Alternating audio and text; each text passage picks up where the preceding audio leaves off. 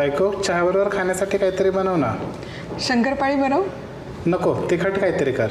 खुसखुशीत चकली बनवते. अरे वा, चालेल. चला आपण आहे ना ही झटपट होणारी चकली तयार करूयात. तर यासाठी घ्यायचं 2 कप तांदळाचं पीठ, चुकून श्रेडेड कोकोनट टाकलेलं आहे. बेसन घ्यायचं, त्यामध्ये टाकायचं तीळ, ओवा, धनेपूड, त्याचसोबत आवडीप्रमाणे लाल तिखट, हळद, मीठ आणि हे सगळं सुकं मिसळून घ्यायचं. पाणी गरम करायचं, त्यामध्ये तेल घालायचं आणि हे आपण जे पीठ तयार केलं ते घालायचं. त्याची उकड काढायची. उकड छानपैकी मळून घ्यायची आणि चकलीचा साचा घेऊन त्यामध्ये ही तयार उकड घालून चकल्या पाडून घ्यायच्या आणि या चकल्या मंद आचेवर छानपैकी तळून घ्यायच्या. कमाल या चकल्या बनवून तयार होतात. बघा काय दिसतात.